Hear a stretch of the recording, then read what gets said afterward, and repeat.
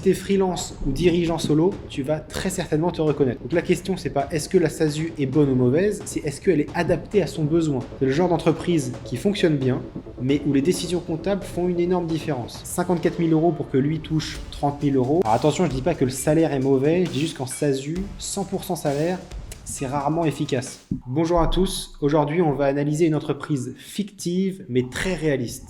Un web designer entrepreneur qui est seul, en SASU, et qui fait 80 000 € de chiffre d'affaires à l'année. On va voir comment il se rémunère, quelles sont ses charges, ses abonnements, et surtout, qu'est-ce qu'il aurait pu faire différemment. À la fin, je vais te comparer la différence entre salaire et dividende, et aussi entre Souméo et Excel, pour savoir qu'est-ce qu'il aurait pu avoir comme logiciel pour traquer sa comptabilité. Donc si tu es freelance ou dirigeant solo, tu vas très certainement te reconnaître. Donc voici le contexte. On est sur un freelance web designer qui fait 80 000 € de chiffre d'affaires à l'année. Il est en SASU à l'IS et il est tout seul. Il n'a pas de salarié. Il est donc sur de la prestation de service et il est dans un profil très courant chez les freelances. C'est le genre d'entreprise qui fonctionne bien, mais où les décisions comptables font une énorme différence. Alors actuellement, qu'est-ce qu'il a fait? Donc il a choisi la SASU à l'IS, donc à l'impôt sur les sociétés. Donc en SASU, il est donc assimilé salarié. Il va payer beaucoup plus de charges quand il va sortir de l'argent en salaire, mais par contre, ce sera plus intéressant pour lui si jamais il sort des dividendes. Donc la question, c'est pas est-ce que la SASU est bonne ou mauvaise, c'est est-ce qu'elle est adaptée à son besoin. Par exemple, dans son cas, on peut se demander si avec 80 000 € de chiffre d'affaires à l'année, il va sortir beaucoup de dividendes, et si donc la SASU, qui elle n'est pas taxée sur les cotisations sociales sur les dividendes, va être intéressante. On va prendre pour exemple qu'il se verse 2 500 € net de salaire par mois. Donc l'entreprise va sortir de ses fonds environ 4 500 € par mois pour que lui touche ses 2 500 €. Donc sur l'année, ça fait à peu près 54 000 €. Donc 54 000 € pour que lui touche 30 000 €. Résultat, la trésorerie fond vite. Et comme il n'y a pas beaucoup d'argent qui reste à la fin, il ne va pas forcément pouvoir bénéficier des dividendes, qui est l'avantage principal de la SASU, avec également les cotisations sociales. Donc au final, le résultat fiscal est très faible et l'optimisation est quasi inexistante. Côté charge, de manière assez logique, il va déduire donc son ordinateur, son téléphone, Internet, quelques repas. Rien de bien méchant, mais rien de vraiment réfléchi et optimisé au niveau de la déduction. Au niveau des abonnements, on va avoir quelque chose d'assez classique, donc par exemple Adobe, Notion, un logiciel de facturation comme par exemple Souméo. Je vous mets d'ailleurs un petit lien gratuit qui vous permettra de créer vos factures et vos devis directement en description. Il peut donc avoir plusieurs abonnements, mais pas vraiment une vision globale de tout ce qui est dépensé. Donc maintenant, on va voir ce qu'il aurait pu faire différemment. Donc ce qu'il aurait pu faire différemment, par exemple, sur le choix de la société. Il a décidé de choisir une SASU.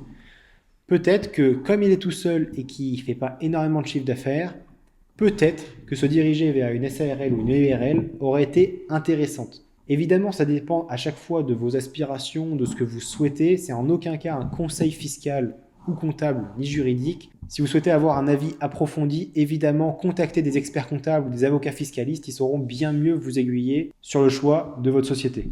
Donc comme je disais, en SASU, le salaire est assez chargé. Donc si vous êtes par exemple en EURL, vous avez un taux d'imposition qui va être beaucoup plus bas. Donc vous allez pouvoir vous verser plus de salaire en sortant quasiment la même chose de l'entreprise. Cependant, vous n'allez pas avoir l'accès aux dividendes, mais dans le cas de notre freelance qui est web designer, c'est pas forcément grave vu que son résultat fiscal va être quasiment nul à la fin de l'année. Alors admettons qu'il choisisse quand même le statut de la SASU. Ce qu'il aurait pu faire quand même, c'est de baisser son salaire pour essayer de récupérer du dividende à la fin de l'année. Mais encore une fois, ça dépend vraiment de chacun, de ce que vous souhaitez faire. Est-ce que vous souhaitez un gros salaire?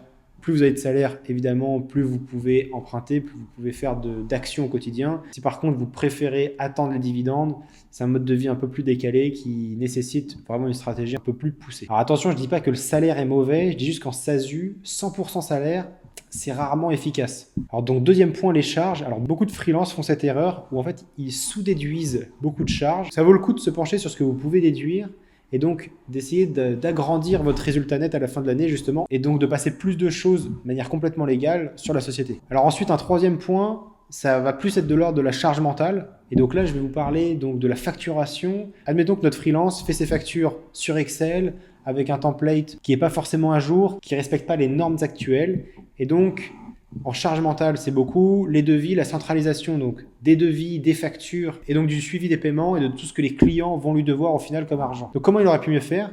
tout simplement utiliser un logiciel de facturation gratuit. Il en existe plein. Je vous ai dit que Sumeo existait, donc plutôt que s'embêter à faire vos factures sur Excel et à tout garder dans des dossiers où vous ne savez pas vraiment où c'est, et bah, l'objectif c'est de suivre ça, d'avoir moins de charge mentale et donc de traquer, parce que potentiellement il a pu faire une facture et ne pas être payé et donc oublier cette facture.